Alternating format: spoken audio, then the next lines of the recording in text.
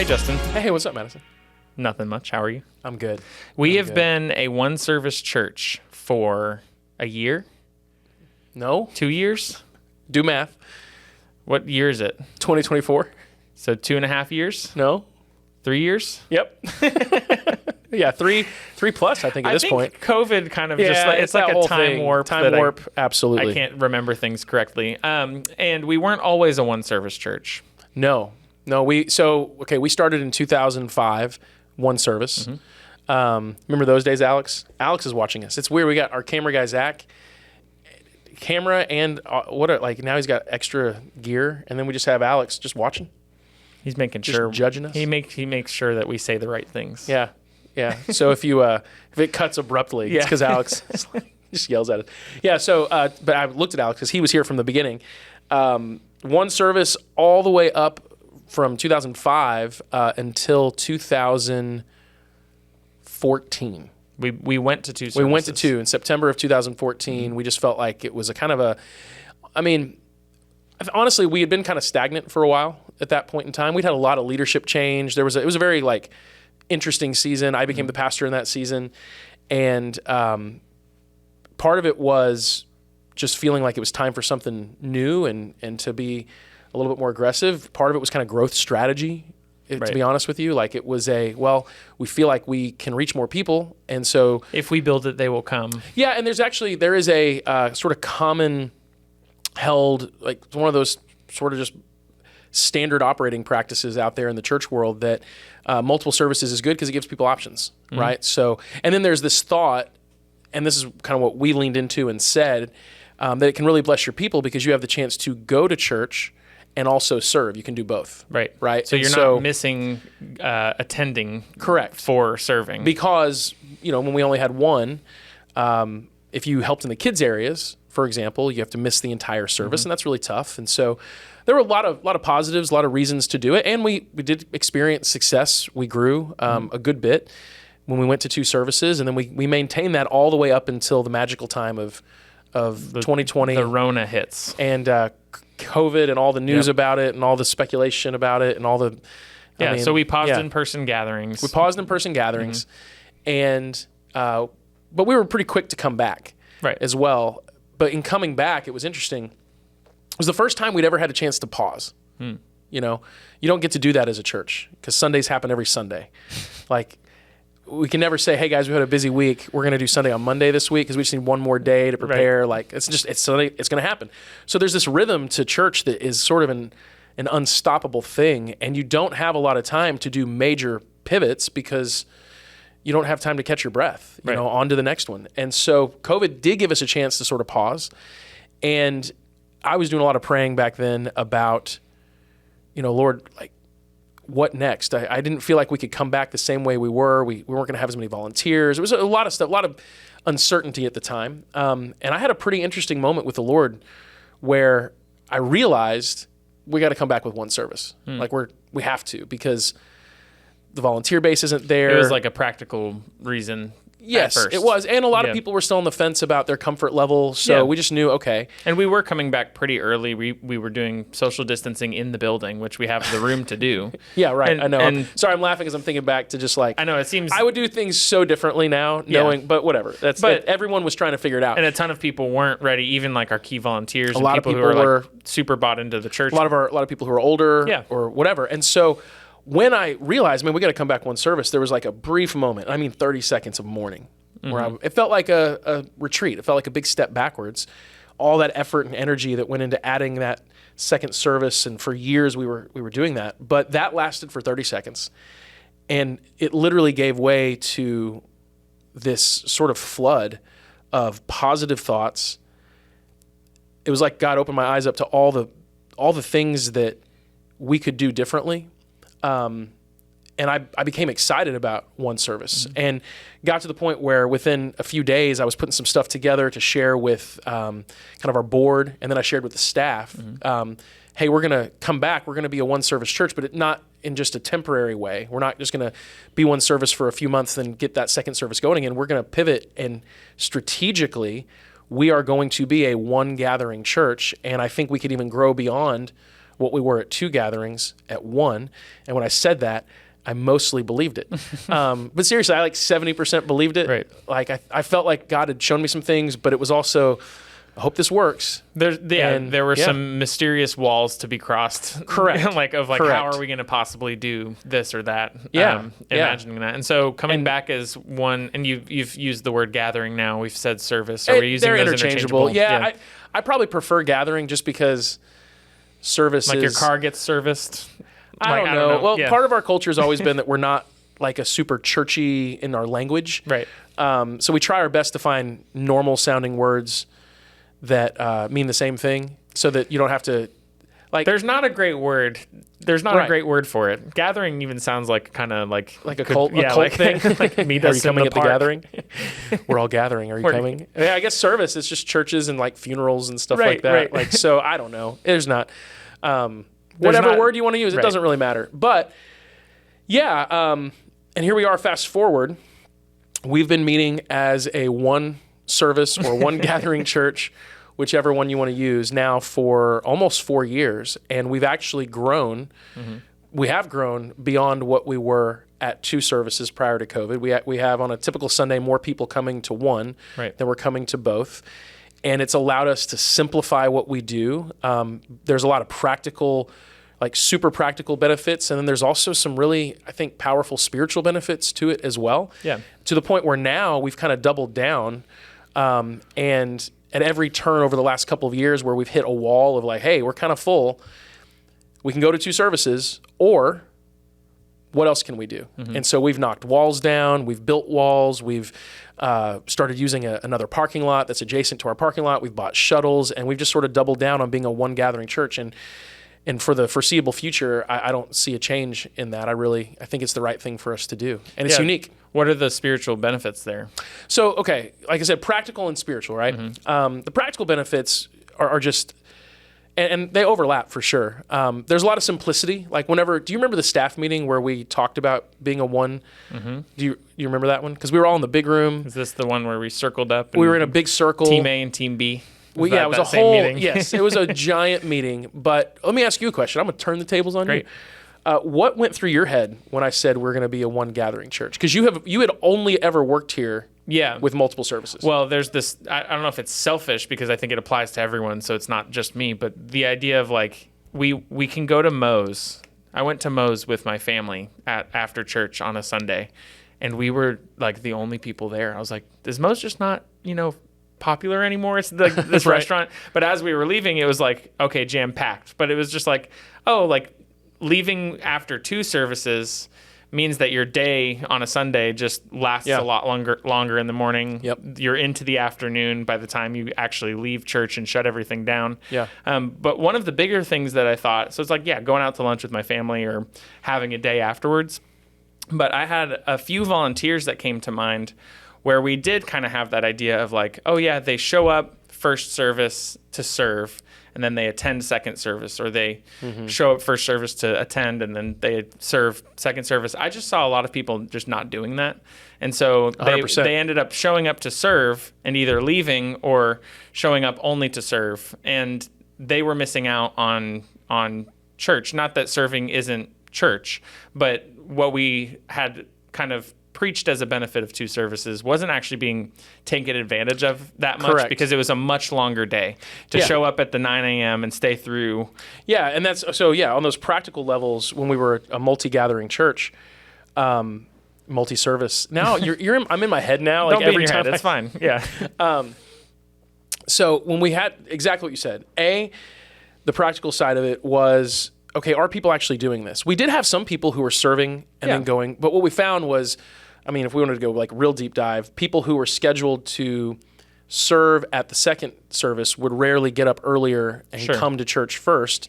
And so, like you said, this dynamic was happening where people were coming to serve on their teams and then doing that more often than they were actually going to church. And as that goes on for 6 months or a year, and it's for every one time I get to sit and worship and learn, I'm serving 2 times.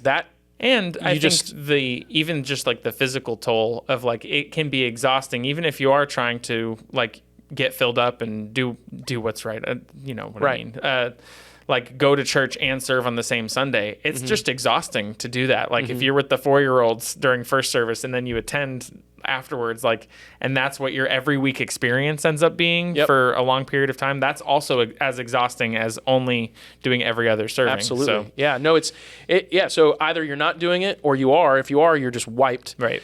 And if you're not, eventually the rhythm is so off that you serve more than you go, and after a while, it stops feeling like your church, and now it's just this organization that you help with. Clock into. Yeah, seriously. And so we actually saw a lot of people get burned out. Right. And staff-wise, I care a lot about our staff, most of them. No, I care almost all of them. Almost all but one. Like 85%. There's one. No, I care a lot about our staff. And so the idea of you guys being able to go have lunch with your families afterward, that was a real positive, because I thought, man, this will, especially you're having kids. Yeah.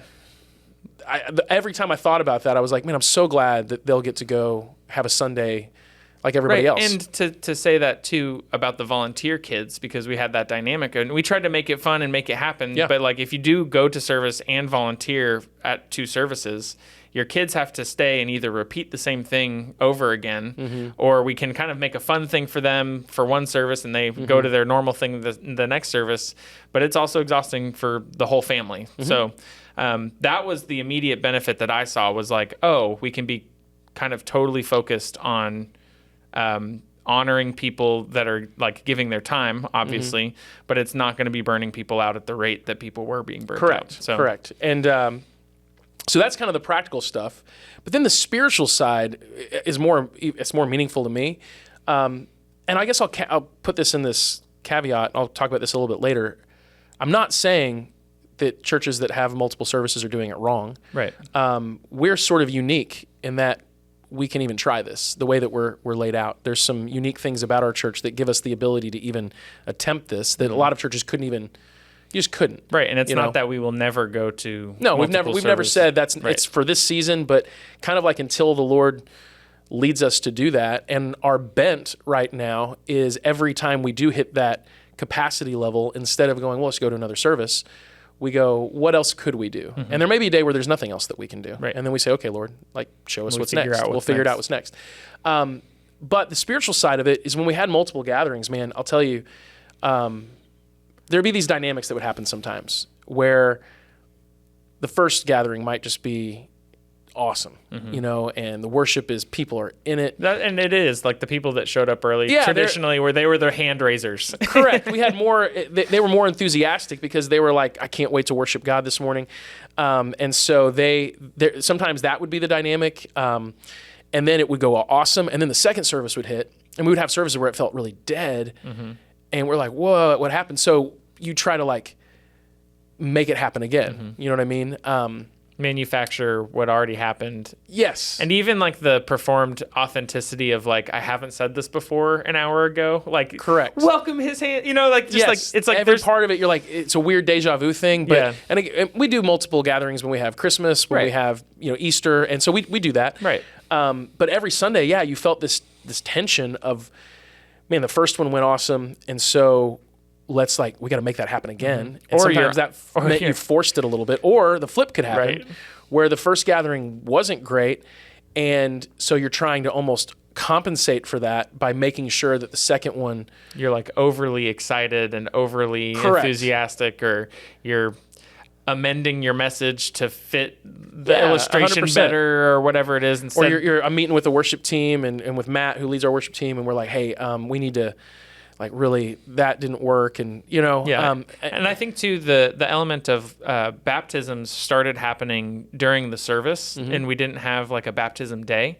And it was always kind of an interesting dynamic, because you could go back on and watch the highlight video of the baptisms, but it wasn't that everyone was in the room. So if someone got baptized in first service, everyone that still showed up to church on that same date, like half of them didn't see that baptism. So sometimes we'd have, one baptism at the first and 2 at the second, or sometimes none at the second and 3 at the first. And you're like, oh, I wish everyone could have seen that. And so, that was a thing. And then even, I guess, going back to even practical again, kind of practical spiritual, not that there's a lot of overlap. We spent so much time focused on transitioning too. It was like, we have to hit, when I was teaching, and this is where they do overlap big time.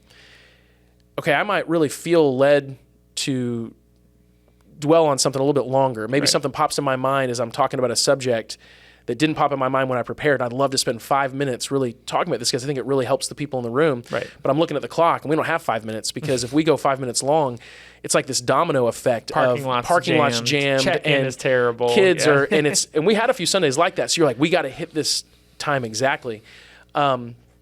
You know, and then we would spend in the kids areas, like so much of the energy was got to get this group out, get the next group in, the next group of volunteers has to come in and get. Yeah, there's team meetings while people are getting checked out. It was so much, and so much of the busyness and the focus was just on those transition moments. And now that's not really a thing at all, and it allows your focus to be on the most important things. And so, you know, when I'm teaching on a Sunday, and I'm pretty good at hitting the time.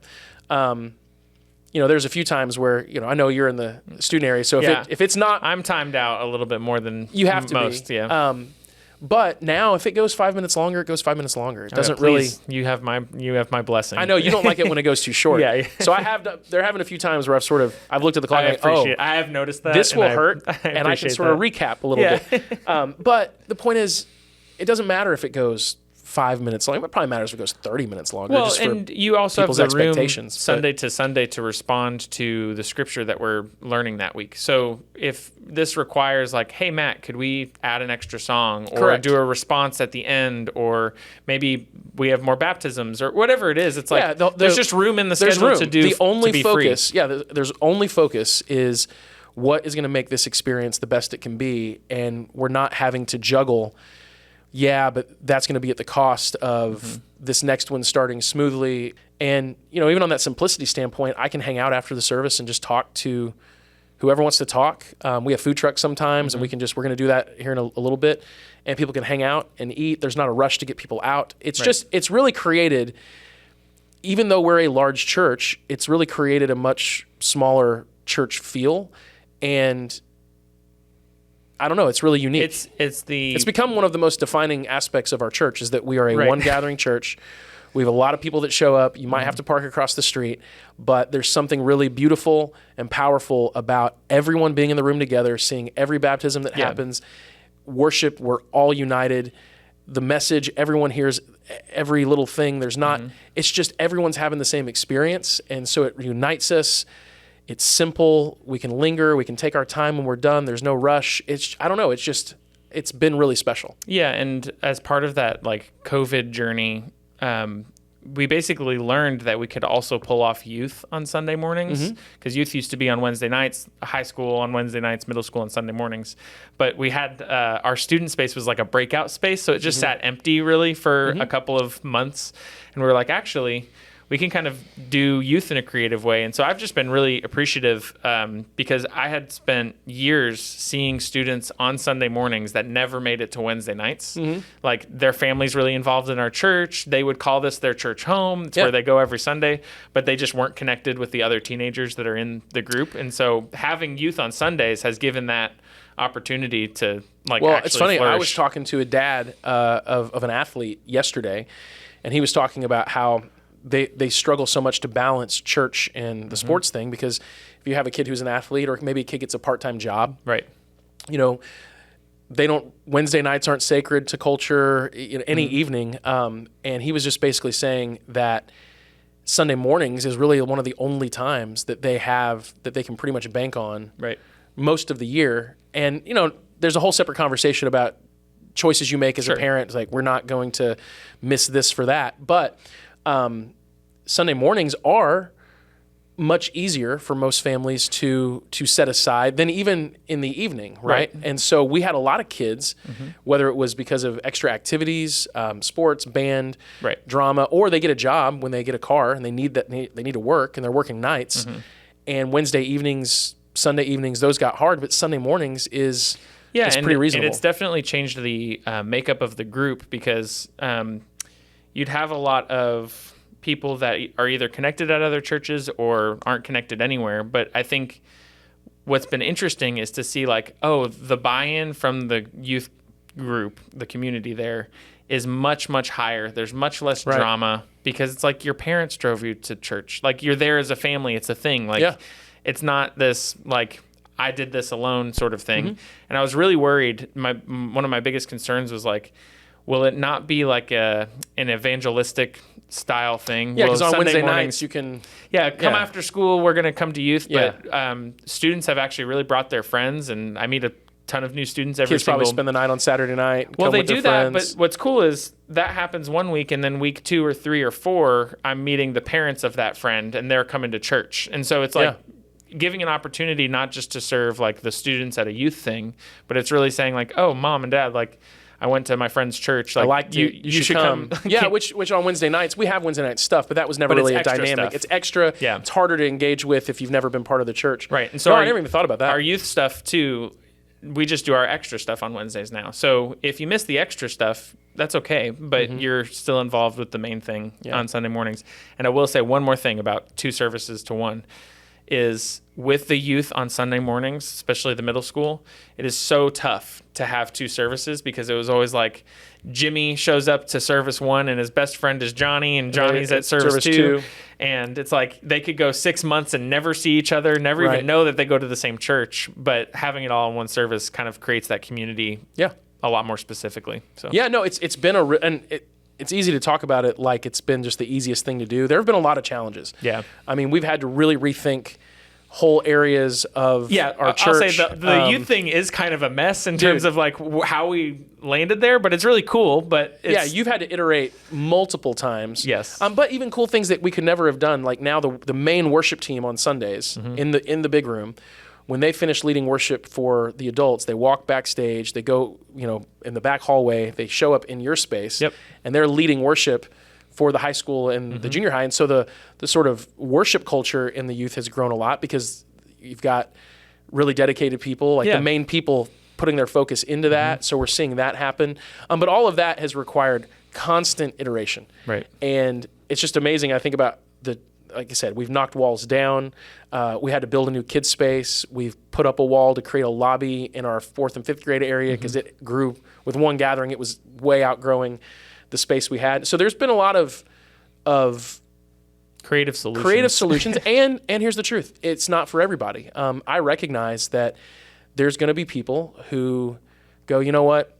The fact that I might have to park across the street and ride a little shuttle over, I don't want that. And if we had multiple services, it would be more convenient. That I got a text actually yesterday from a guy, and he means well, and I actually think he's figuring some stuff out. But he's like, just go to 2 services, because it would be a lot better for me. Right. Is essentially what he said. It would be more convenient for me if you guys had multiple gatherings. But it's like at the cost of what? Because if we announce 2 gatherings, he'd be like, yes, sweet, parking is going to be better. And we've got parking, even the parking thing. We have a parking team that crushes it. We had to build a new exit out of our parking lot to make it flow, but it's flowing faster than ever before. My kids like church now more that there's a shuttle. They like the bus. They get to ride a bus. I see them on the bus a lot. Yeah. We kind of the timing of that works. My son came up and was like, Dad, I rode the shuttle. It's a big deal. Cool. But my point with that guy was like, yeah, okay. Well, for us to go to 2 gatherings, that means telling the staff and all the key volunteers, hey, need another couple hours out of you guys every Sunday. So lunch with your family, and that's out off the table. It also means we need to recruit about 150 new volunteers to be able to make all those areas work. Because one thing we didn't talk about is in our volunteers areas, the kids areas, we've been able to simplify how that works. Right. So it used to be that you'd serve every other week, and the idea was one Sunday on, one Sunday off, or a couple on, couple off. But then people would just only show up when they would serve, all that. Well, now if you're serving in a kids area, you serve. There's a little bit of difference in the high school, slight, but nothing But crazy. for the most part, you serve for a month, and you do miss Sunday mornings that month in terms of coming to the big room. But you can watch the podcast or whatever. Right. But then you get multiple months where you just get to go to church and you're in the big room. And most of our volunteers have said that they love that because they kind of get into volunteer mode.